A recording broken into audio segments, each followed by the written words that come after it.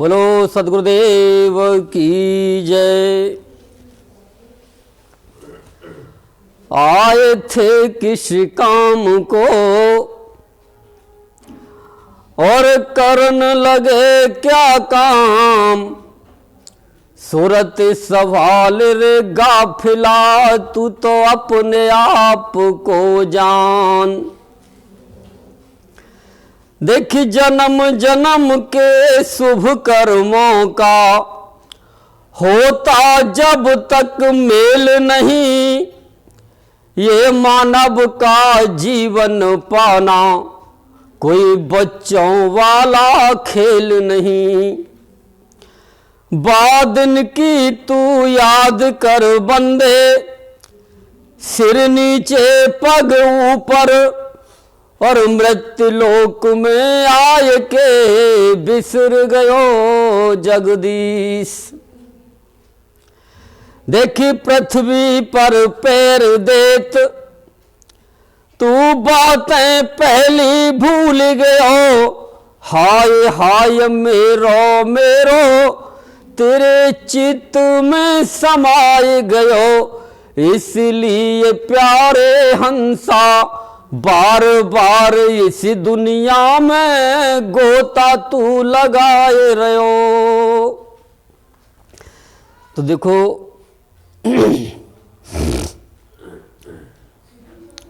वादा करके हम आते हैं,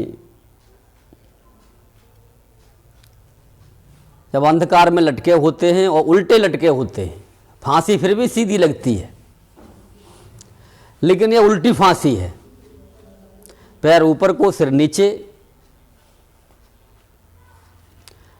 अंधकार में मलमूत्र में गंदगी में लिपटे होते हैं। कितनी दिक्कत होती होगी, यहाँ में इतनी साफ सफाई वाले बनते हैं, लेकिन वहाँ कितनी गंदगी है, कितनी परेशानी में।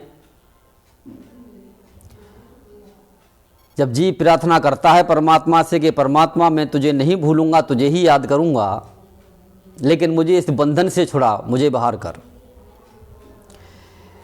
लेकिन जब समय के अनुसार जब बाहर आ जाता है, लेकिन आएगा समय के अनुसार ही। अगर मान लो जीव कहेगा ना अभी बाहर कर, अगर अभी बाहर करे तो कच्चा फल को तोड़ लोगे तो क्या बनेगा? कुछ भी नहीं निकलेगा उसमें। तो सब काम समय पर ही होते हैं, समय निर्धारित है हर चीज का। क्योंकि जब जन्म होना है तभी होना है, और जब संसार से जाने का समय है तब संसार से सबको जाना भी पड़ता है।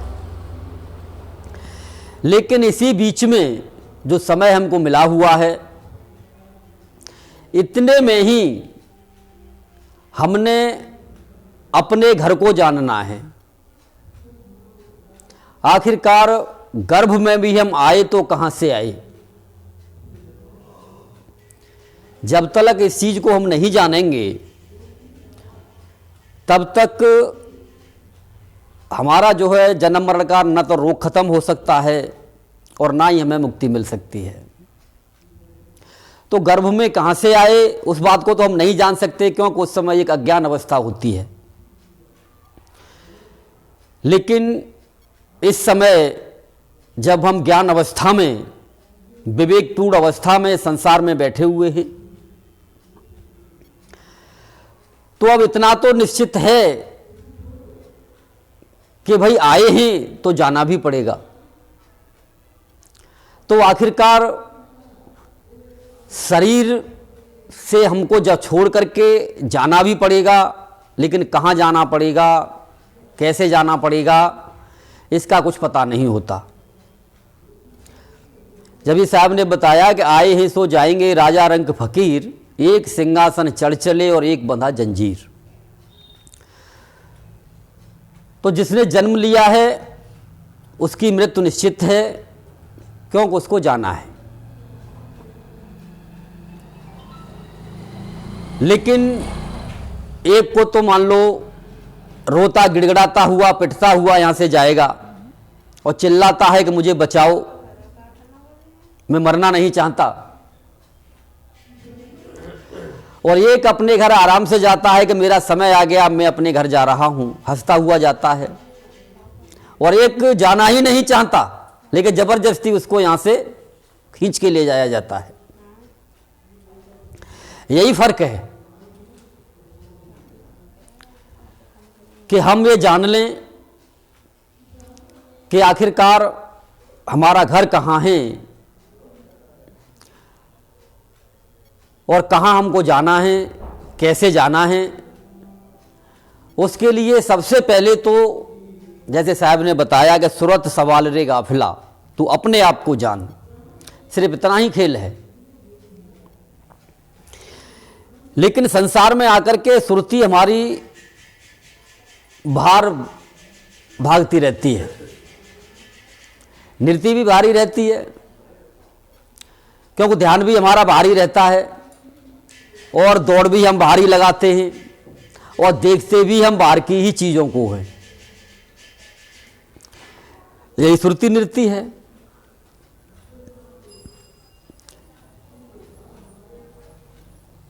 लेकिन बात आती है कि मन बस में नहीं होता। मन इसीलिए बस में नहीं होता कि मन मतंग माने नहीं चले सुरत के साथ, और दीन महावत क्या करे अंकुश ना है हाथ। कि मन सुरती के साथ भागता है, लेकिन जब अंकुश मिलता है, भाई जिस तरह से मतवाला हाथी होता है, हाथी जब पागल हो जाता है, इतना बड़ा होता है, इतना ताकतवर होता है, लेकिन फिर भी एक अंकुश के सहारे उसको संभाल लिया जाता है। वो अपनी लाइन पर आ जाता है, सीधा आ जाता है। तो अंकुश की सीधी सी बात यह है कि हमने किसी पर भी भरोसा करना पड़ेगा, अंकुश मानना पड़ेगा, किसी की बात को मानना पड़ेगा। कहते रहे निरंकुश हो गया, किसी की बात नहीं मानता।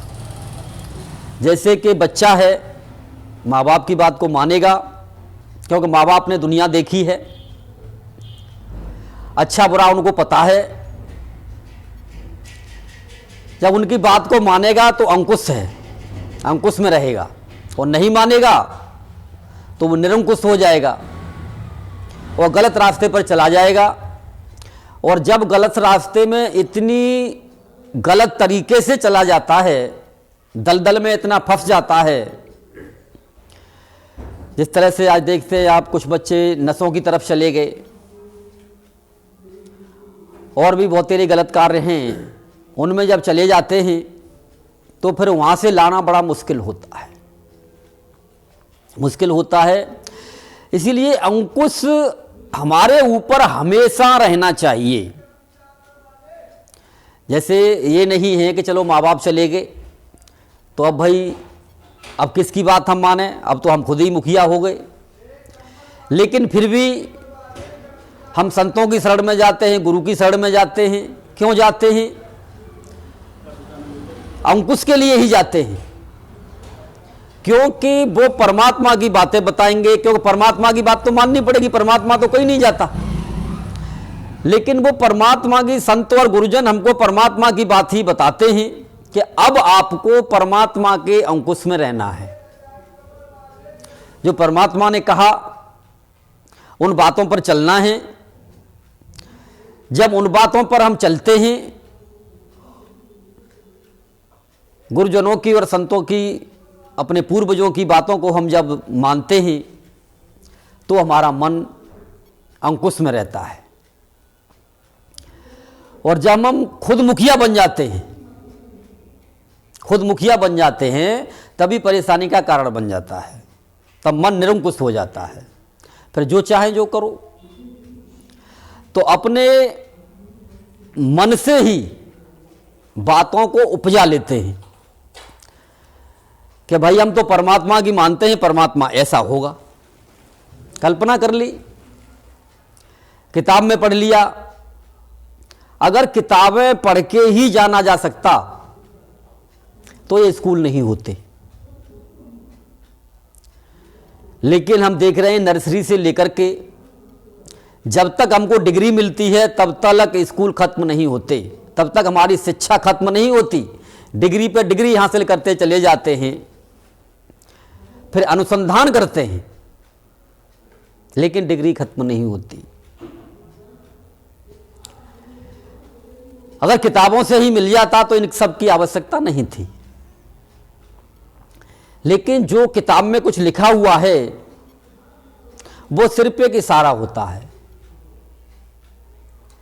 इशारा होता है। अब उस इशारे को जो अनुभवी संत होते हैं, गुरुजन होते हैं, उन्होंने उन चीज़ों का अनुभव कर लिया होता है,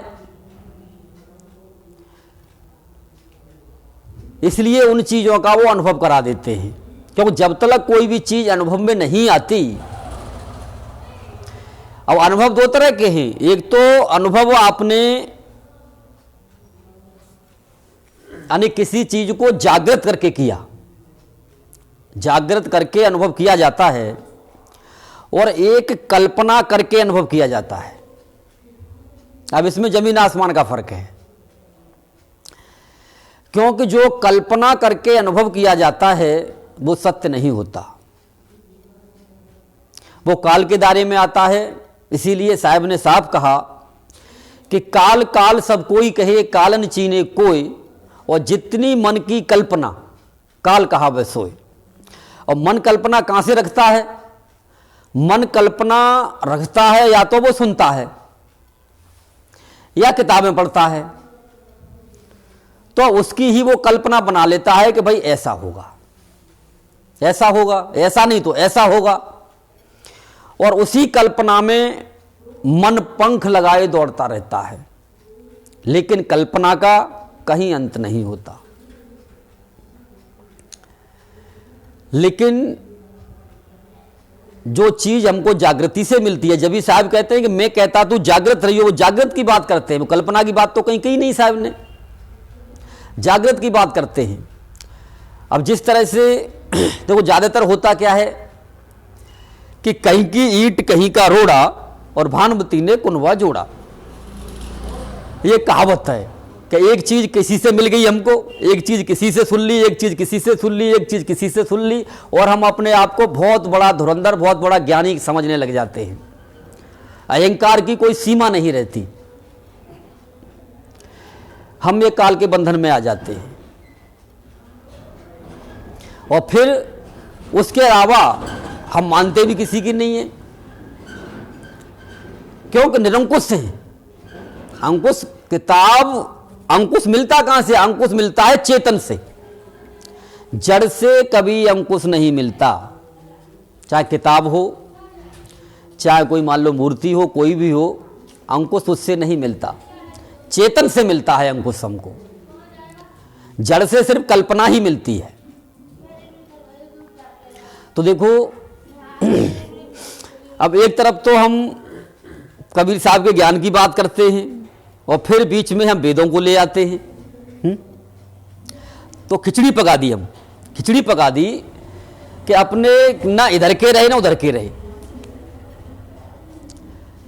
न वेदों का ज्ञान ही हमको मिल पाया और न कबीर साहब का ज्ञान ही हमको मिल पाया, और दोनों को मिक्सर करके और हम सर्वश्रेष्ठ अपने को कहना चाहते हैं कि हम ही तो हैं वो धुरंधर हैं वो। लेकिन बात कहीं की नहीं हो पाती। फिर जिस तरह से वेदों में, वेदों के अनुसार जो परमात्मा को माना गया, जो वेदों ने जाना, उन्होंने किस परमात्मा को जाना? यानी उन्होंने ज्योति स्वरूप परमात्मा को जाना। अब ज्योति स्वरूप, अब जिस तरह से यानी और इसके विस्तार में जाते हैं, इसी में कई बार मैंने बताया जाता है कि भाई 0 वाट का बल्ब है और इस तरह से मालूम प्रकाश बढ़ता जाता है। अब इसी तरह से अब इस ज्योति स्वरूप का भी आप देखिए क्या खेल है इसका, कि अग्ने तन्नूर अस विसड़वे त्वा सोमस्य अग्ने तन्नूर अस। यानी वेदों के हिसाब से परमात्मा का शरीर यानी नूर का है।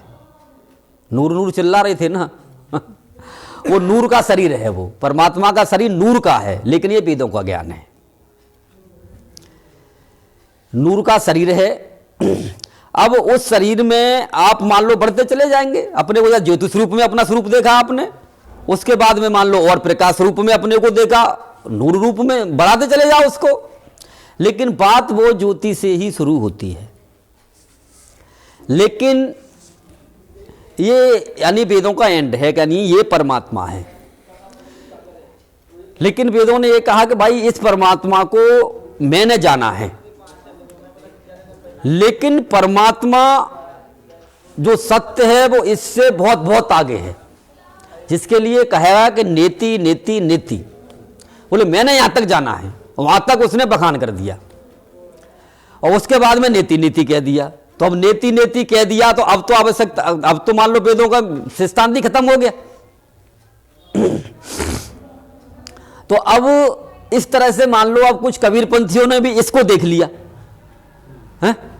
इसको देख लिया, अब वो कह रहे हैं कि ना साहब ये कबीर है।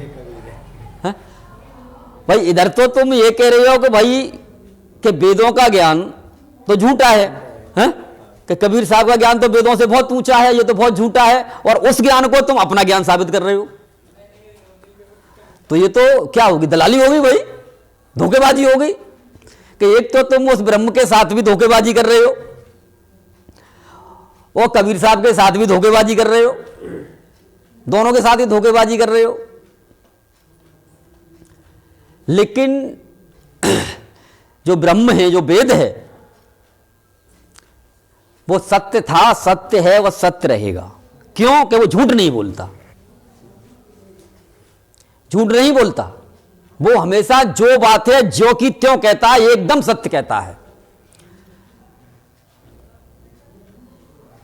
इतना सा भी ब्रह्म का आप झूठ नहीं पकड़ सकते। गलत है तो उसने कहा कि भाई गलत है, अगर मैं ये जानता हूं तो जानता हूं, ये नहीं जानता तो नहीं जानता। क्यों? कि भाई जब उसको 14 लोगों का राज मिला हुआ है तो उसको और क्या चाहिए जो तुमसे झूठ बोलेगा वो। झूठ तो वही बोलते हैं जिनको कुछ चाहिए, जिनको मान लो संसार की धन दौलत चाहिए, संसार की मान बढ़ाई चाहिए, बहुत सारे मेरे शिष्य हो जाएं तो मान बढ़ाई मिलेगी, ये चाहिए, वो झूठ बोलते हैं। लेकिन जो जिसको सब कुछ मिला हुआ है वो क्यों झूठ बोलेगा? उसे झूठ बोलने की आवश्यकता क्या पड़ी है? क्योंकि उसके पास तो पहले ही सब कुछ अवेलेबल है, तो वो क्यों झूठ बोलेगा? तो ब्रह्म कभी झूठ नहीं बोलता। अब दूसरा श्लोक, यानी ये उसने बताया कि ये मैं जानता हूं।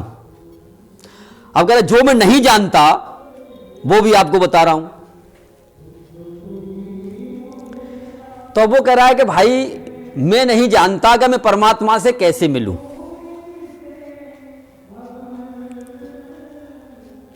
और जब उससे मिलूं, यानी 4 चीजें बताई गई हैं उस श्लोक के अंदर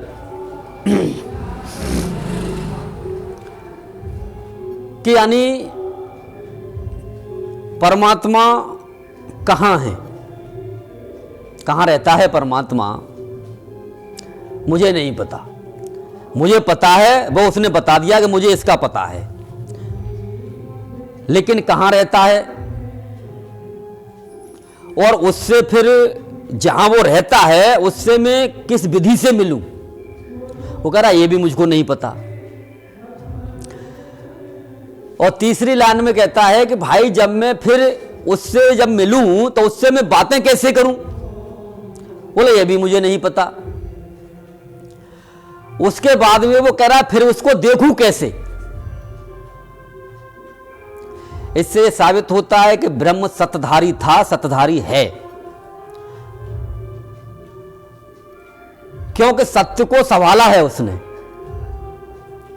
अपनी बात को भी वो बता रहा है कि मैंने भाई इस परमात्मा को जाना है, ज्योति स्वरूप को, और यहां तक मैं पहुंचा हूं इसमें,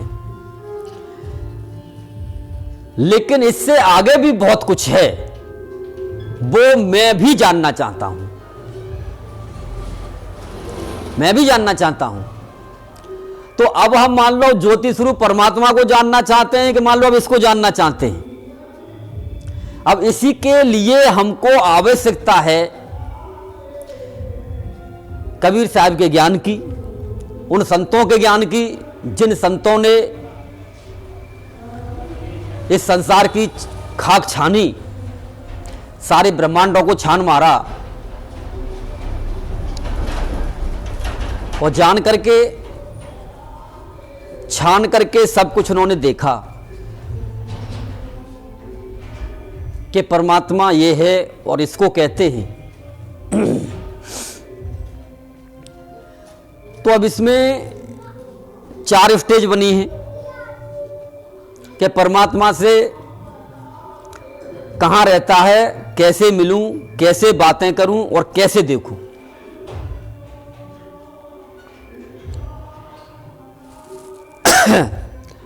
अगर इन चीजों को सार शब्द नहीं कहते तो सार शब्द क्या ध्वनि और प्रकाश को कहते हैं? हा? भाई सार शब्द का मतलब है स्वयं परमात्मा। सार शब्द स्वयं परमात्मा था, है और रहेगा।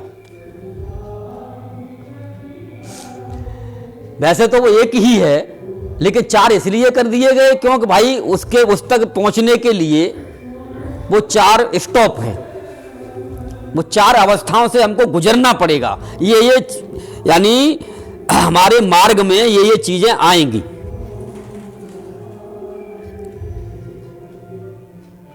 जब जाकर के हम यानी उसको लख पाएंगे। लखने की चीज लास्ट की है, लेकिन समस्या क्या है कि हमने पहले ही उसको देखना है, पहले ही उसको सुनना है। तो वही होता है फिर तो बाबा नंद जैसा, क्या भाई कान्हा रो रहा है, क्या चंद्रमा चाहिए? चंद्रमा चाहिए तो थाली में रखो पानी, चंद्रमा आ गया पास में। तो इसी तरह से भैया रे आंखें बंद करो, कान बंद करो, अभी तुम्हारे सामने प्रकाश भी आ जाएगा और वो ध्वनि भी आ जाएगी, सब उतर आएगा, चंद्रमा और सूरज सब उतर आएंगे अंदर। तो मिनट में तो ऐसा ही मिलता है, मिनट में ऐसा ही मिलता है, लेकिन सत्य को जानने के लिए अपने को खोना पड़ता है, अपने को मिटाना पड़ता है। सत्य कोई खिलौना नहीं है। जब तक खुद मिटोगे नहीं, खुद खत्म नहीं होगे, तब तक न सत्य किसी को मिला है न मिलेगा। क्यों भाई साहब ने तो साखी कह दी, लेकिन हम उस पर उतरे कितने हैं कि मिटा दे अपनी हस्ती को। अगर कुछ मर्तबा चाहे कि दाना खाक में मिलके गुले गुलजार होता है, और अगर कोई कह दे कि महाराज जी गद्दी से नीचे उतर के बात करियो, तो महाराज जाग बबूला हो जाए, तो मुझे गद्दी से नीचे उतारेगा?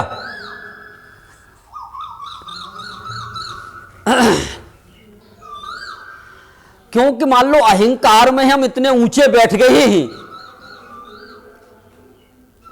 हम नीचे उतरना ही नहीं चाहते।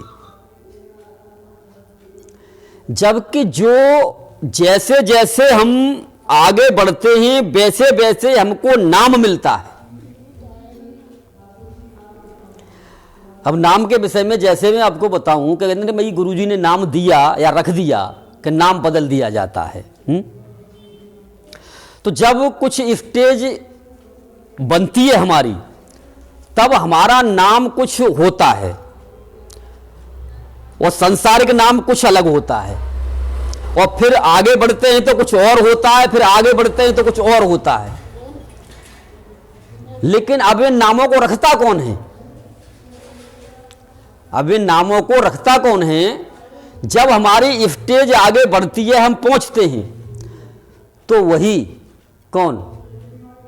भाई जिस तरह से बच्चा जन्म लेता है तो नाम धरने के लिए हम किसको बुलाते हैं? गुरु को बुलाओ, पंडित को बुलाओ, जैसी यहां परंपरा है, यानी मुल्ला जी को बुलाओ, जैसी यहां परंपरा है उनको बुलाते हैं। तो इसी तरह से जब हमारी स्टेज आगे बढ़ती है तो बताया ना कि भाई परमात्मा से कैसे बातें करूं। तो परमात्मा ब्रह्म रूप में भी है, सतगुरु रूप में भी है, सतपुरुष रूप में भी है। तो जब आएगा आपका नाम रख देगा।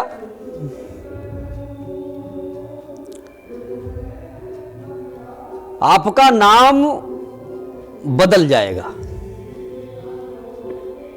अब जैसे अब मैं आपको बताऊं कि संसार में जो कहा जाता था वो मुकेश कुमार कहा जाता, लेकिन जब ज्ञान में उतरे तो उस ब्रह्म ने नाम रखा, क्या अब तू मुकेशानंद हो गया। तो अब ये कोई सी सांसारिक ने नाम नहीं दिया, या तो उस अवस्था में पहुंच के गुरु नाम देता है, या वो स्वयं मान लो ब्रह्म प्रकट होकर के नाम देता है, तब जाकर के वो मुकेशानंद या श्यामानंद या ब्रह्मानंद बनेगा। ऐसा परमानंद नहीं हो जाएगा। लेकिन अब हमारा तो क्या है कि भाई हमारा नाम तो ये गुरुजी ने कह दिया तुम तो साहब दास हो गए हैं, तुम साहेब हो गए, और दास और साहब तो बड़ी ऊंची पदवी है, पहले नंद तो बन लो। भाई नंद बनने के लिए भी, नंद बनने का मतलब क्या है, यानी अपने ही आनंद में मस्त रहना, अपने ही सच्चिदानंद में मस्त रहना, कुछ लेना न देना, मगन रहना, तब जाकर के मान लो वो हो पाता। जो बाहरी क्रियाकलाप, बाहरी इंद्रियां, कहीं किसी उस पर कोई फर्क ही ना पड़े, नंद बनना कोई हंसी खेल नहीं है। लेकिन अब हम तो साहब नंद तो छोड़ दिया, अरे ये तो सनातनियों में नाम होते हैं यार, हैं? सनातनियों के नाम है ये तो, परमानंद, मुकेशानंद, रामानंद, हैं? लेकिन क्या तुम वो बन गए? बन गए यानी पहली स्टेज मिली नहीं, ब्रह्म भी मिला नहीं, ब्रह्म से भी बातें नहीं हुई, सिर्फ एक काल्पनिक रूप हमने देखा। उसकी भी एक प्रक्रिया है देखने के लिए, क्योंकि पहले अंदर देखना पड़ेगा, उसके बाद जो जिस तरह से अग्नि तन्नूर वारों मैंने जो भी बताया था उसकी भी प्रक्रिया है। पहले अंदर देखना पड़ेगा, अंदर से सिमट के फिर बाहर निकलेंगे हम, तब जाके उसे देख सकते हैं हम। जो वेद जो हमसे बातें कर रहा है, वेदों के बताने वाले को भी, और खाली हमने मान लो कल्पना करके देख लिया, कुछ भी नहीं है। सिर्फ हमने सुन लिया, और सुनने के बाद हम मान लो किसी चीज पर मान लो फोकस अपना करते रहेंगे तो वही कल्पना बन जाती है हमारी।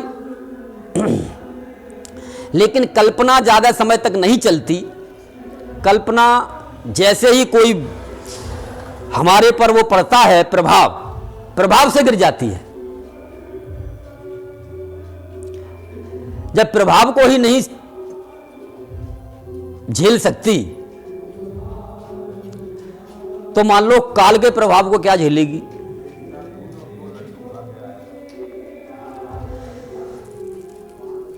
तो सत्य को जानने के लिए सत्य के साथ चलना पड़ता है। जब हम और आगे बढ़ते हैं, जब सतगुरु से मिलते हैं, भाई ब्रह्म से आगे बढ़ के जब हम सतगुरु से मिलते हैं, तब वो सतगुरु ही नाम आपका दास रखते हैं।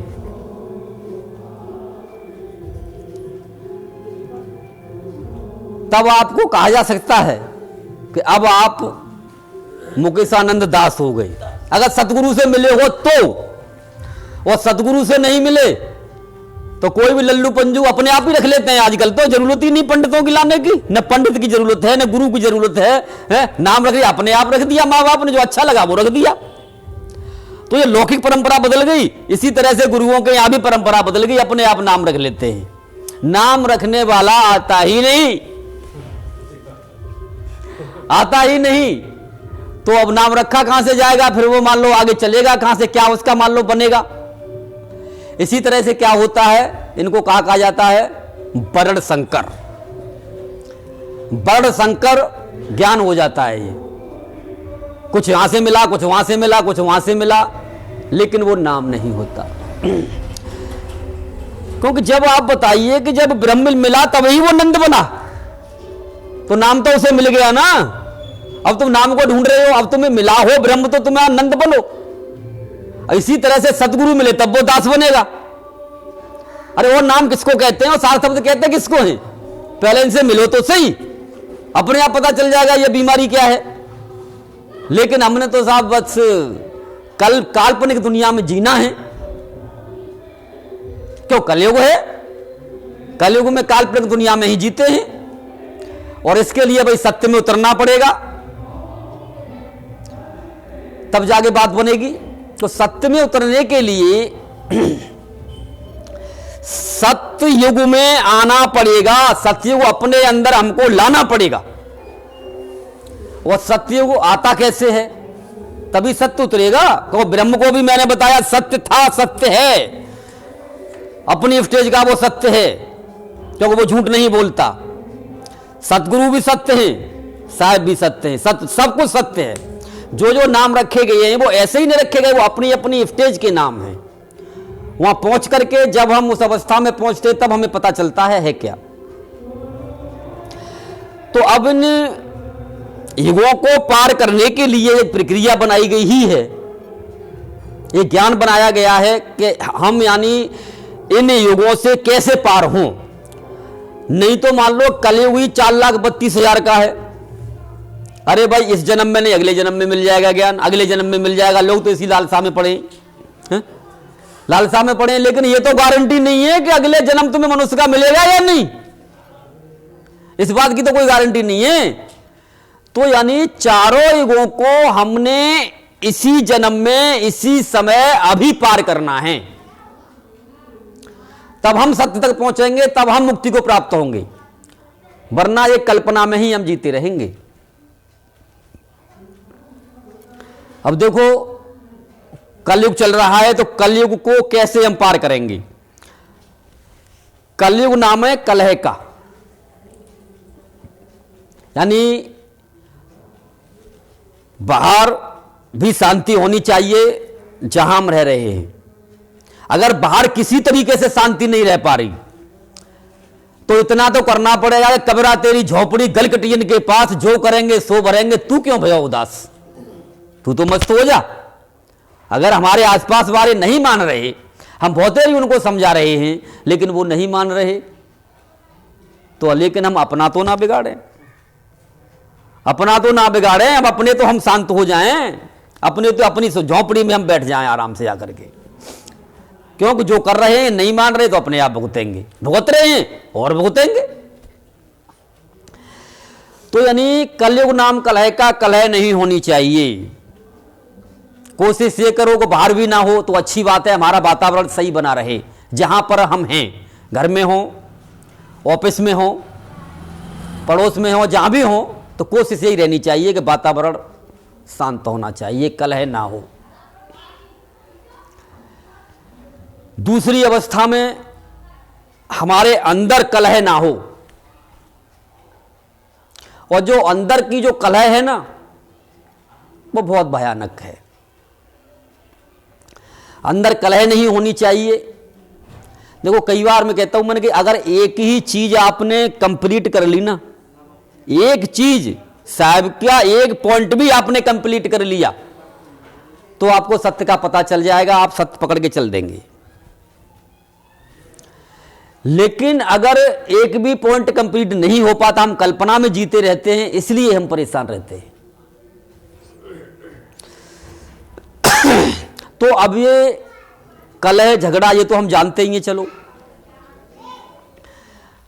पहले अंदर बाहर का खत्म हो, अंदर का खत्म करें, ये लौकिक के लिए अलौकिक के लिए बहुत अच्छा है। अगर हम ये करने में समर्थ हो गए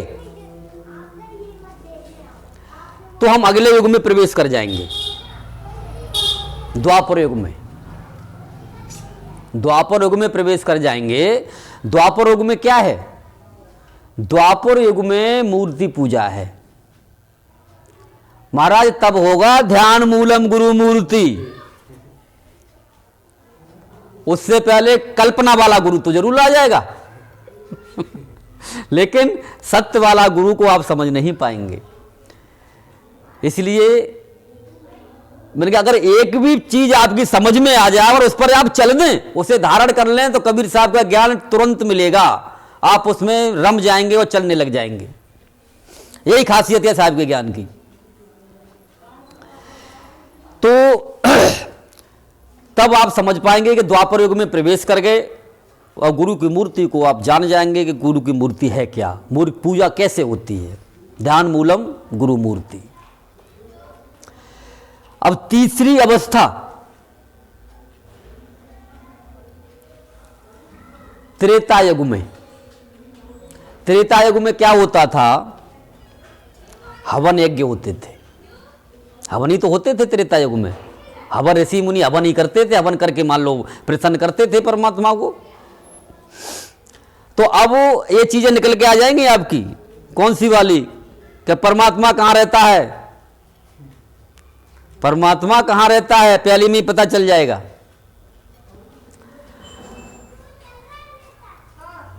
यानी द्वापर युग में आपका जब ध्यान पहुंचेगा तो आपको पता चल जाएगा परमात्मा कहां रहता है। अब त्रेता युग में क्या होता है? हवन यज्ञ होते हैं। तो हवन यज्ञ कैसे होते हैं? भाई लौकिक में तो सभी जानते हैं, करते ही रहते हैं। लेकिन अलौकिक में कबीर साहब का भजन कैसे होता है? कबीर साहब का हवन कैसे होता है? भाई उनका हवन कैसे होता है? उन्होंने तो मान लो इस तरह का कोई हवन किया नहीं संसार में। आप कहीं भी नहीं दिखा सकते कि कबीर साहब ने कोई हवन किया हो, या कि लौंग कपूर कहीं चढ़ाया हो, कोई मान लो सामग्री कहीं चढ़ाई हो। फिर आजकल ये कबीर साहब के नाम पर हवन करने वाले कहां से आ गए भाई? क्योंकि मैंने बताया ना, कहीं की ईंट कहीं को रोड़ा, और भानुमती ने कुमनम्बा जोड़ा। कि कोई चीज कहीं से पकड़ ली, कोई कहीं से पकड़ ली, कि हमारा ज्ञान सत्य है। लेकिन सत्य की बात को नहीं मानेंगे हम। तो सत्य की बात को मानेंगे तो मान लो हमारी गद्दी नीची होती है, फिर समस्या ये बन जाती है ना, हमें कौन पूछेगा। इसलिए अब सत्य की बात को मानेंगे ही नहीं, क्योंकि हमारे बहुत तेरे फॉलोअर्स हैं, हमें तुमसे क्या लेना देना, इसलिए नहीं मानेंगे। इसी को कहा जाता है भेड़ चाल। तो अब मैं परमात्मा को क्या भेंट दूं? परमात्मा से मिलूं तो उसको क्या भेंट दूं? ये तो दूसरा पॉइंट। क्या मैं मिलूं तो उसको क्या भेंट दूं? अब जिस तरह से मान लो हवन में हम क्या दे रहे हैं? भारी सामग्री दुनिया भर की। तो साहब ने क्या बताया? हवन, 3 तरह के हवन बताए साहब ने। क्योंकि साहब ने लौकिक को भी कहा, अलौकिक को भी कहा, और पारलौकिक को भी कहा। क्योंकि साहब की यही खासियत है कि साहब किसी को बुरा भला नहीं कहते, लेकिन सत्य को प्रकट कर देते हैं। भैया आप तुमको क्या चाहिए, कहां फंस रहे हो, अपने आप निर्णय कर लो। निर्णय तुम्हारे हाथ में, कसौटी साहब देते हैं। अब कसौटी तुम्हारे हाथ में, तुम करो अपनी कसौटी। कैसे करोगे? साहब ने तो बता दिया। तो उन्होंने कहा कि भाई 3 हवन हैं। तो प्रथम पहुंचे लोक में, द्वितीय स्वर्ग स्थान, और निकृष्ट विचरे लोक में सुन धर्मन चित्तठान। यानी जो संसार में हवन करते हैं, इसको उन्होंने गलत नहीं कहा। उन्होंने कहा कि इससे मिलेगा क्या, ये जान लो। इसको निकृष्ट कहा उन्होंने। ये निकृष्ट हवन है कि जो आप मान लो जो हवन कर रहे हैं, ये आपको दोबारा से आकर के इसी संसार में मिल जाएगा। निकृष्ट बिछड़े लोक में, इस संसार में ही आपको 84 में आकर के कहीं न कहीं इसका फायदा आपको मिलेगा। ये नहीं है कि मान लो ये तुमने किया तो ये बेकार जाएगा, बेकार नहीं जाएगा, इसका भी लाभ है। और द्वितीय स्वर्ग स्थान, और दूजा जो हवन साहब ने बताया, दूसरा क्या बताया? कहीं कबीर पुकार के 2 बात लख ले, एक साहिब की बंदगी और भूखों को कुछ दे। कि जो भूखा है बेचारा, भाई एक तो अग्नि में वहां जला, अग्नि में वहां जला, जो जीव भूखा होता है उसकी जठरग्नि जल रही होती है। चाहे तो मनुष्य को, जीव तो जीव ही है, अब मनुष्य भी लगा सकते हो उसमें, मान लो कुत्ते जो भी लगा लो अपने, कुत्ता बिल्ली वगैरह जो भी है, जो जीव भूख की अग्नि में जल रहा है, जठराग्नि जिसकी जल रही है, तो आप जब उसको खाने के लिए देंगे तो वो जलेगा। जिस तरह से बाहर की अग्नि में जो हम समिधा को डालते हैं,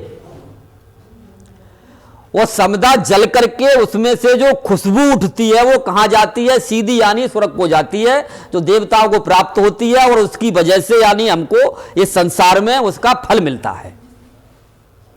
ये यानी उस हवन का, सनातनी जो हवन है उसका ये फल है। और ये जो जठराग्नि, अंदर वाली जो जठराग्नि है, जब इस पे जब मान लो पड़ेगा भोजन, इस पे जब पड़ेगी समिधा, जब इस पे पड़ेगी, जब इस पे जलेगी, तो जलने के बाद में जिस तरह से उसकी राख बन जाती है, कुछ खुशबू ऊपर को चली गई, तो इसकी भी कुछ इसमें से उठता है, कुछ इसमें से खुशबू उठती है।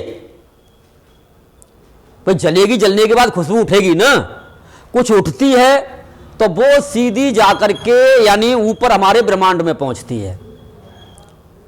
उसकी वजह से हमको स्वर्ग स्थान की प्राप्ति होती है। तो ये भी बहुत जरूरी है। लेकिन जो भूखा है उसके लिए, अब जो इसका पेट भरा हुआ है और खाओ जी, तो क्या होगा? वो पलटी कर देगा बेचारा, उल्टी कर देगा। तो यानी वास्तव में जो भूखा है, और आपको कहीं कोई दिखाई दे जाए कि हाँ ये भूखा है, तड़फ रहा है बेचारा, तो यानी 100 काम छोड़ करके उसको खाना जरूर खिला देना। उससे क्या होगा? उससे आपको स्वर्ग का स्थान आपका पक्का होगा। आपको स्वर्ग में भी तो स्टेज है ना। आप कहेंगे साहब एक दिन में स्वर्ग में पहुंच जाएंगे, वहां भी स्टेज हैं भैया। भाई जिस तरह से इस संसार में स्टेज हैं, जितना आपने किया उतना आज कोई मान लो प्रधान बन गया, कोई मंत्री बन गया, कोई संतरी बन गया, कोई पैसे वाला बन गया, कोई गरीब बन गया, सब भुगत रहे हैं अपना। उसी तरह से स्वर्ग में भी सबके अपने अपने स्थान हैं। तो जो जितना करेगा उतना पाएगा। अब आ जाओ यानी लौकिक, अलौकिक, ठीक, और पारलौकिक। और पारलौकिक वाले हवन पर आ जाइए। जो कबीर साहब का जो मुक्ति के लिए मान लो जाया जाता है, मुक्ति पद में जो हमको मिलाता है। और आप या ऐसे कह लीजिए जो दूसरा सार शब्द है, ठीक है भाई, पहला सार शब्द, दूसरा सार शब्द, ऐसे कह लो। लेकिन ये कहने की चीज नहीं है, जो करेगा वो पाएगा। क्योंकि कोई मान लो फूंक मार करके इस तरह से मान लो मंत्र दे करके काम ना होते। रास्ता बताया जाता है, चलने वाला तुम्हारे साथ होता है, चलाने वाला तुम्हारे साथ होता है, तब ये काम बनेंगे। खाली बातों से अगर काम बनते ना तो मैं कभी बोलता ही नहीं, इतनी बातें खोलता ही नहीं। लेकिन एक एक पॉइंट में इतनी गहराई से खोल देता हूं, यही कारण है। बता मैंने जरूर दिया, कर कोई नहीं सकता। हां, जो गुरु इस स्टेज का है, पहुंचा हुआ है, वो कर सकता है, या सतगुरु कर सकते हैं। क्यों? कि मुझे तो भैया रे सतगुरु भी मिले हैं और पूरे गुरु भी मिले हैं। तो मेरे तो दोनों हाथों में लड्डू हैं, दोनों हाथ भरे हुए मेरे तो। तभी तो कहा पंजा दस्त कबीर का, गुरु का भी है सतगुरु का भी है। कि पंजा दस्त कबीर का, सिर पर राखो हंस, दोनों का हाथ है मेरे ऊपर।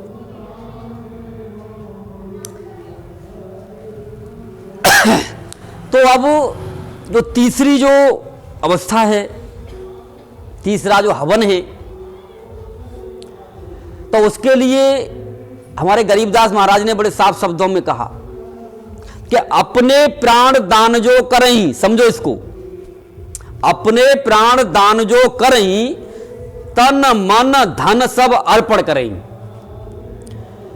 यानी जो ऐसा हवन करे, ऐसा हवन करे कि उस हवन में अपने प्राणों का ही दान कर दे।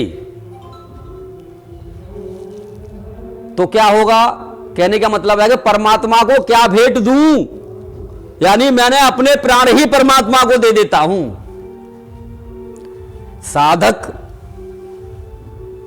अपने प्राण ही परमात्मा को सौंप देता है। कह तो देते हैं कि तेरा तुझको अर्पण, भाई प्राण उसने दिए हैं तो भाई वो करोगे कैसे? इसीलिए पूर्ण गुरु की आवश्यकता थी, है और रहेगी। भाई पूर्ण गुरु कह लो, सतगुरु कह लो, भाई मेरे हिसाब से तो एक ही बात है। क्योंकि जब आप सतगुरु को समझेंगे तो पूर्ण गुरु को समझ जाएंगे, और पूर्ण गुरु को समझेंगे तो सतगुरु को समझ जाएंगे। और नहीं तो आप एक को भी नहीं समझ सकते, ना सतगुरु को समझ पाओगे ना पूर्ण गुरु को समझ पाओगे, क्योंकि एक दूसरे के दोनों पूरक हैं। तो यानी परमात्मा को हमने भेंट दे दी। तो जब परमात्मा को भेंट दे दी तब तीसरी अवस्था बनेगी महाराज। लेकिन ये नहीं है कि एक बार आपने भेंट दे दी। जिस तरह से मान लो कि अब हवन की प्रक्रिया बार बार बताई गई, इसी तरह से मान लो भूखे के लिए भी बार बार बताया गया, इसी तरह से ये हवन भी बार बार करना पड़ेगा। ये नहीं है कि एक बार मैंने करवा के आपको दिखा दिया कि एक बार में आपको कल्याण हो गया। कल्याण तो होगा, ऐसी बात नहीं है कि नहीं होगा। अगर एक बार भी करा दिया तो भी कल्याण होगा, डेफिनेटली होगा। लेकिन परमात्मा बातें नहीं करेगा, बातें नहीं करेगा। कल्याण तो गारंटी से हो जाएगा इसमें, क्योंकि भाई यही तो सत्य का खेल है। खेल क्या है भाई? कह देते ना, अरे तुम डंके की चोट पे कह देते हो, अरे भाई मैं नहीं कह रहा, वो सत्य कह रहा है, वही कह रहा है। पकड़ो तो उसकी जुबान पकड़ो, पकड़ो ब्रह्म को। कहां बैठा है वो? वेदों को लिख करके यानी वेदों को बना करके कहां बैठ गया? और फिर सतगुरु को पकड़ो, वो कह रहे भाई ये ज्ञान कोई देने वाला हो तो मैं भी चाहता हूं। ब्रह्म स्वयं चाहता है, ब्रह्म ऐसे ही सिलेंडर नहीं होता। वो चाहता है कि इस ज्ञान को कोई मुझे भी दे दे तो मेरा भी कल्याण हो जाए। जो 14 लोगों का मालिक है वो चाहता है इस ज्ञान को। लेकिन हमारे जैसे मूर्ख हमें जरूरत नहीं है जी। क्योंकि हमें मनुष्य का शरीर, हमें जरूरत नहीं है। जब वो कह रहा है मुझे भी मिल जाए तो मेरा भी कल्याण हो जाए। लेकिन मिलेगा जब भैया रे मनुष्य के शरीर में आओगे तब, क्योंकि ब्रह्म को भी मनुष्य का शरीर धारण करना पड़ेगा, करना पड़ता है और करना पड़ा है, तभी वो पार हो पाया है। और तभी पार आगे भी होगा, अब भी होगा। इसके अलावा कोई चारा नहीं है। तो जब बार बार अपने प्राणों का दान आप उसको देंगे, अब ये तो गुरु बताएगा किसको देंगे, कैसे देंगे। जब तुम अवस्था में पहुंचेंगे, जब किसको देना है, परमात्मा को देना है, दो भैया, कैसे दोगे? तो जब वो खुश हो जाएगा, फिर खुश हो जाएगा, जैसे हवन से इंद्र खुश हो जाता है, बारिश कर देता है, तो वो भी जैसे जैसे खुश होगा ना, वैसे वैसे आपके अंदर कहते हैं अमृत की बारिश हुई कि मान लो हम तो सतलोक में घूमे कि हमको ये हुआ कि वो हुआ। ये सारी चीजें ऑटोमेटिक अपने आप आपके अनुभव में आती चली जाएंगी और सत्यता में आती चली जाएंगी, किताबी ज्ञान में नहीं। आपकी संतुष्टि होती चली जाएगी।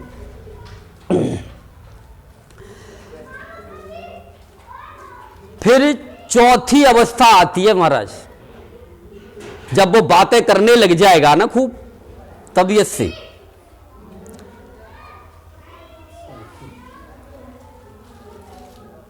तो उसके बाद फिर वो अपने आप ही बता देगा ना। फिर उसी से पूछ लेना, फिर मुझसे क्या पूछोगे कि चौथी अवस्था किसको कहते हैं, क्या है क्या नहीं है, कैसे मिला जाएगा। जब तुम्हारी दोस्ती ही परमात्मा से ही हो गई, परमात्मा से ही दोस्ती हो गई, तो फिर तो भाई परमात्मा तुम दोस्त हो गए, फिर तो जो तुम कहोगे वो करेगा। लेकिन जो इस अवस्था से गुजर के गया है वही पहुंच सकता है वहां, और जो इस अवस्था से नहीं गुजरा वो कितनी भी कल्पनाएं कर ले, कितनी भी बुद्धि लगा ले, क्योंकि ये ज्ञान जन्मों जन्मों के बाद मिलता है। एक जन्म का खेल नहीं होता, ये कई कई जन्मों के बाद मिलता है।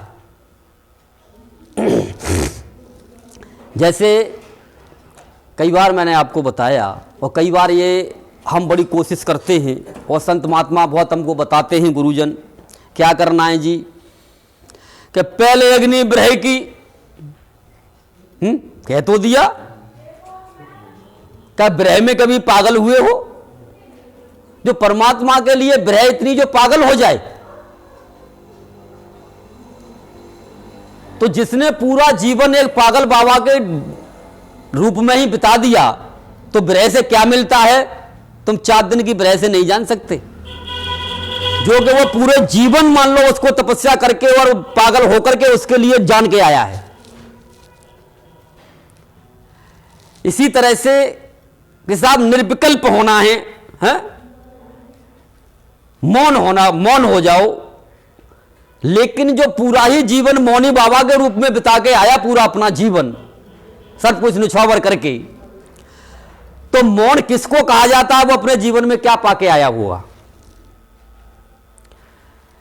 तो आप ऐसे समझिए महाराज कि अपने जन्मों जन्मों की साधना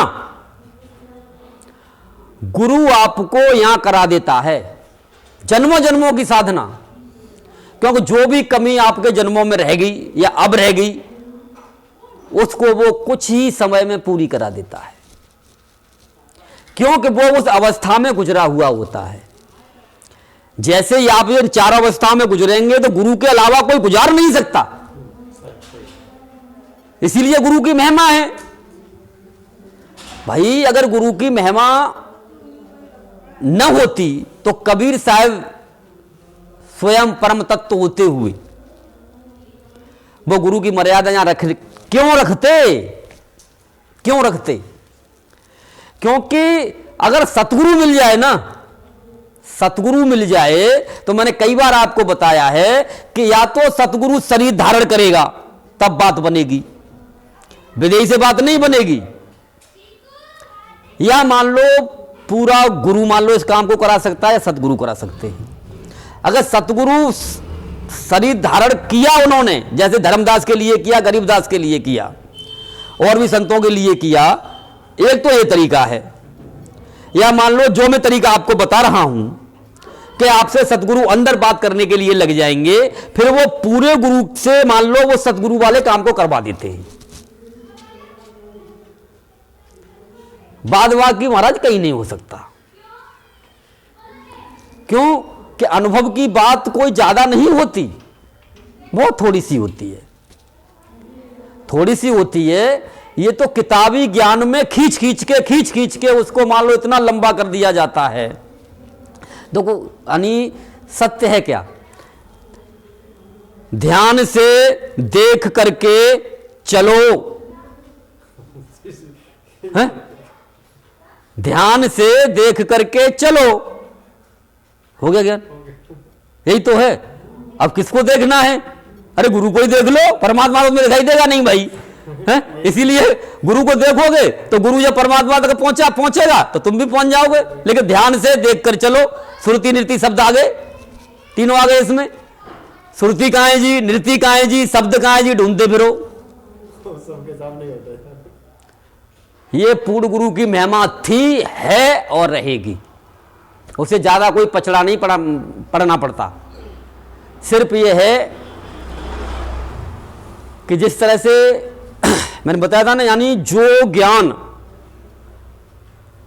ऋषि मुनियों ने सैकड़ों यानी लाखों वर्षों में प्राप्त नहीं कर पाया, और उसमें जो मान लो गरुड़ जी को फिर भी मोह हो जाता है, पिछली बार बताया था कि इतने सहस्त्र इतनों में एक धर्मशील बना, एक मान लो सत्य पर चलने वाला बना, इतने इतनों में यानी अरबों खरबों लग जाते हैं। वहां अरबों खरबों में एक निकल के आता है इस ज्ञान में।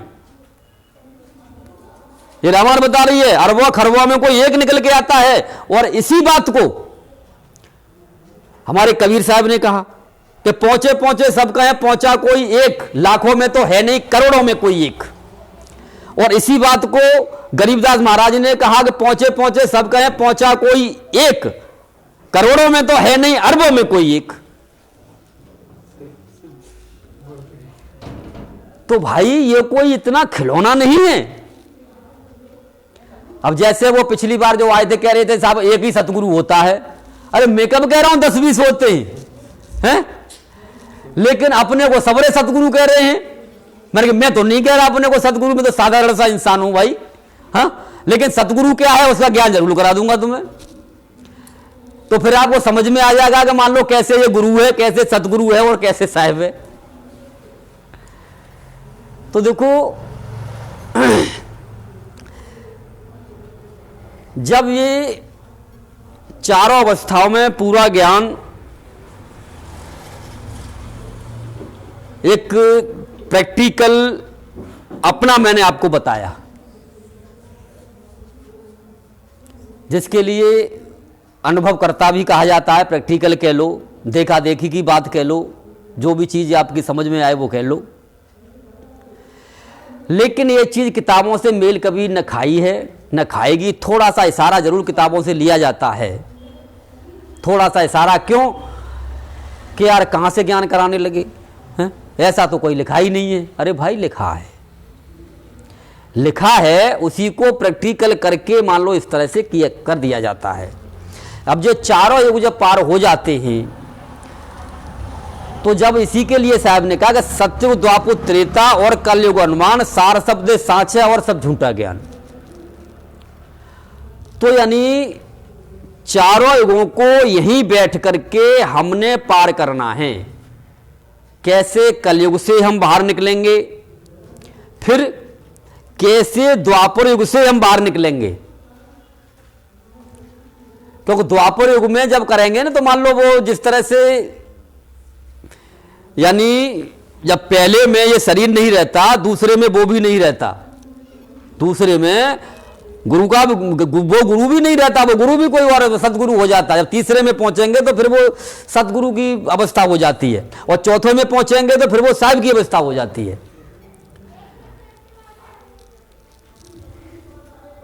तो अब ये स्टेज बाय स्टेज चलने का खेल है। लेकिन क्या कहा कि भाई इस ज्ञान को कौन जान सकता है, या किसने जाना? जिसने समर्पण किया, जिसने समर्पण किया वही इस ज्ञान को जान पाया, और वही उसको जान पाएगा आगे भी, और जान पाया है। समर्पण कैसे? अपनी हस्ती को मिटा करके समर्पण जो करता है, तभी इस ज्ञान की मान लो महिमा रही है। क्योंकि इतना हम कर नहीं पाते, लेकिन चाहना सबको रहती है कि मैं भी गुरु बन जाऊं, मेरा भी मान सम्मान हो, मैं भी गाड़ियों में घूमूं। जो औरों को देखते हैं ना, बोले यार तुम तो गुरु बन गए तो तुम्हारे पास तुमको काम करने की क्या आवश्यकता है? अब तो गुरुओं के पास तो दौलत के अम्बार लगे रहते हैं, तुम क्यों काम करते हो? मैंने कहा भैया हम इसलिए काम करते हैं क्योंकि हमारे जो इष्ट है ना साहिब कबीर परमात्मा, वो भी काम करते थे, वो भी आजीवन काम करते थे, इसलिए हम भी काम करते हैं। कोई मान लो पैसा कमाने के लिए ज्ञान नहीं हुआ करता, और जो खाली पैसा और ऐश मौज के लिए ज्ञान को चाहते हैं उनको ज्ञान मिल ही नहीं सकता। ये ज्ञान कभी नहीं मिल सकता उनको, क्योंकि वो कुएं के पास आकर के भी प्यासे चले जाएंगे, चले गए और चले जाएंगे। लेकिन जो समर्पण कर दिया और सिर्फ उसी के लिए ही कार्य करता है, उसी के लिए जीता है, सारा कार्य उसी के लिए करता है। यानी जिस तरह से देखो कहा गया है कि, अब कहां तक बताऊं, कहने का मतलब है कुछ बातें ऐसी हैं शब्दों में बांधने में नहीं आती। यानी उसी के लिए खाता है, उसी के लिए करता है, उसी के लिए सब कुछ मान लो, सब कुछ मान लो उसी के लिए करता है। वो ना अपनों के लिए करता है ना अपने लिए करता है, उसी के लिए करता है सारा कुछ। लेकिन संसार में ऐसे दिखाई देता है कि ये तो हमारा नौकर है, ये तो हमारे पीछे पीछे घूमता है, लेकिन वो करता सब कुछ उसी के लिए है। क्योंकि इतनी सूक्ष्म बातें हैं। अब जैसे जैसे मान लो हम इस ज्ञान में चल के ऊपर बढ़ते जाएंगे, पकड़ते जाएंगे हम सत्य को, तो ये चीज़ें हमारी समझ में आती चली जाएंगी, और हमको फिर संसार छोड़ना नहीं पड़ेगा। कोई भी चीज़ छोड़नी नहीं पड़ती, छूट जाती है, छूट जाती है। अब जैसे मान लो जब फल पक जाता है, लेकिन जब तक फल पकता नहीं उससे पहले तो महाराज अपने को मिटाना पड़ता है। मिटाने के बाद वो दो कुल्ली निकलती हैं, उसके बाद उसकी मान लो कितनी सेवा करनी पड़ती है, तब वो दरख्त बनता है। उसके बाद उस पर फिर कई मान लो फल फूल जब आते हैं, तो जब तक हमको इंतजार तो करना पड़ेगा, तब जाकर के मान लो बात बनती है हमारी। लेकिन अब जो जिसके दिमाग में यही चीज बैठ गई कि ज्ञान करके मुझे तो गुरु बनना है, मैंने तो सब पर अपना अधिकार जमाना है, भाई वो कभी नहीं कर पाएगा, कभी नहीं, जिंदगी में कभी नहीं हो सकता। 7 जन्म तक तपस्या करता रहे, क्यों? हो ही नहीं, कभी नहीं हो पाएगा। जैसे कि मान लो एक दृष्टांत दिया जाता है कि 2 भक्त अपनी तपस्या कर रहे थे पीपल के पेड़ के नीचे। तो वहां पर नारद जी आए, तो दोनों ने नारद जी से पूछा कि आप तो मान लो सब लोकों में घूमते हैं, भगवान के पास भी जाते हैं, ये दृष्टांत हैं कि भाई मुझे ये बताओ कि हमें परमात्मा कब मिलेंगे। कुछ लोग तो कहते हैं ना, अच्छा साहब कितने दिन में दिखा दोगे? मैंने रबड़ी है तो हम देंगे, तू चाट ले फटाफट। कितने दिन में दिखा दोगे कि भाई कि हमें परमात्मा कब मिलेंगे? तो एक से कहा कि भाई तुझे 20 साल लगेंगे। तो बोला 20 साल लगेंगे? तो बोले अब ते क्यों मान लो मेहनत करूं, घर परिवार में मौज मारूं यार, बाद में फिर आ जाऊंगा। अब जब जो दूसरा बैठा हुआ था वो उठ के चला गया। जो दूसरा बैठा था तो उसने कहा महाराज मुझे कब मिलेंगे? बोले तुझे 100 साल में मिलेंगे। बोले 100 साल में? वो तो नाचने लगा और जम के बैठ गया। बोले पहले नंबर तो 100 साल तक मैं मरूंगा नहीं, और तीसरे नंबर ये नारद जी हैं कह रहे हैं मिलेगा, मिलेगा जरूर। उसे 100 साल पे विश्वास है, उसे 20 साल पे विश्वास नहीं है। तो भाई जब तक मान लो विश्वासी हमको नहीं है तो समर्पण नहीं हो सकता। मेरा इतना खोल के सत्संग करने का यही मकसद है कि भाई किसी तरह से जो भी लोग हैं, कुछ लोगों को विश्वास हो जाए कि मैं कुछ जानता हूं, मैंने कुछ अनुभव कर रखा है। और जिसको विश्वास हो गया उसका कल्याण निश्चित है, रोक नहीं सकता कोई। क्योंकि एक पॉइंट भी अगर वो पकड़ गई ना, और जब ज्ञान करा रहा हूं, सत्संग सुन रहे हैं, अरे एक तो यार पकड़ेंगे ही पकड़ेंगे, कम से कम आ क्या वो तो सीख ही जाएंगे। एक तो कोई पकड़ ही लेंगे, और जहां एक पकड़ लिया मुक्ति निश्चित है, कोई रोक नहीं सकता। लेकिन जो बेचारे मेहनती हैं और जिनको परमात्मा चाहता है कि इनको आगे ज्ञान कराना चाहिए, जिनको चुनता है वो अपने स्टेज बाई स्टेज कर करके भाई 4थी स्टेज पर भी पहुंचेंगे, और भाई सतगुरु का पद भी प्राप्त करेंगे, साहब से भी मिलेंगे और गुरु भी बनेंगे। लेकिन सबके लिए मैं गारंटी नहीं दे सकता कि सारे गुरु बन जाएंगे। हाँ, मुक्ति की गारंटी है बस। एक पॉइंट भी पकड़ गए और पकड़ोगे सत्संग में आओगे तो। जब ये कहा कि सत्संगत दुर्लभ संसारा, यानी ये इस तरह का सत्संग दुर्लभ था, दुर्लभ है, दुर्लभ रहेगा। सत्संगत दुर्लभ संसारा निमिष दंड भर एक उबारा। यानी अगर जो ये सत्संग भेद का सत्संग में देता हूं, इसमें से आपके पल्ले इतना भी पड़ गया ना, एक पल का भी पल्ले पड़ गया तो आपका कल्याण निश्चित है, कोई रोक नहीं सकता। कि निमिष दंड भर एक उबारा, जितनी देर ये हमारी आंख को मिलने में लगती है इसको पल कहा जाता है। इतना भी अगर समझ में आ गया, इतना भी सत्संग मिल गया तो कोई माई का लाल रोक नहीं सकता आपको मुक्ति से।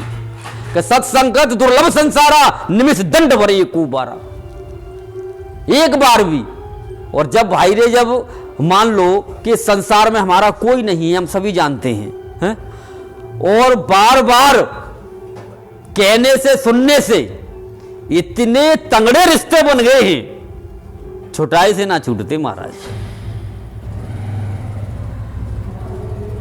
तो जब बार बार मान लो हम गुरु की चोट हमारे ऊपर पड़ेगी और इस सत्य की चोट हमारे ऊपर पड़ेगी, और इतनी सी भी हमारे दिमाग में, हमारे मान लो अंतर मन में इतनी सी भी बैठ गई, हमारा कल्याण कर देगी। जरा सी है वो। भाई कहते हैं ना गुरु जी थोड़ा सा ही तो है, थोड़ा सा ही तो दिया है, पहले गुरु जी थोड़ा सा ही कल्याण कर दे बस सबका। मैं तो कहता हूं गुरु से, गुरु थोड़ा थोड़ा ही सबका कल्याण कर दे, सबका कल्याण हो जाए बेचारों का। क्योंकि थोड़ा सा बहुत बात, बहुत मामूली। जब भी तो कहा राई भरे बस तुम्हारी, और वो दरख्त बनता कैसे है? गूलर का, वो देखा है बरगद का पेड़ को दरख्त कहते हैं, बहुत बड़ा बरगद का पेड़ बन जाता है, लेकिन गूलर का बीज कितना होता है? राई से अभी बहुत छोटा, बहुत छोटा, राई भी 20 बन जाएंगी उसमें, इतना बारीक होता है बरगद का। लेकिन जब वही बरगद, वही जोरो जरा सा जब हमको प्राप्त हो जाता है और हमको चारों अवस्था में उसको उतार देते हैं, तो वो ऐसा दरख्त बन जाता है महाराज, उसकी छांव में कितनी भी बैठ लो। तो बस थोड़े से की ही तलाश होनी चाहिए हमको, ज्यादा के लफड़े में हम ना पड़े, क्योंकि मान लो इधर से भी इकट्ठा कर लूं, इधर से भी कर लूं, इधर से भी कर लूं, कुछ हाथ आने वाला न था, न है, न कभी होगा। वो थोड़ा सा ही बस हो जाए। तो बोलो सतगुरुदेव की जय, ने तत्वदर्शी गुरु राम कुमार साहेब की जय, सभी संत महात्माओं की जय, सत साहेब।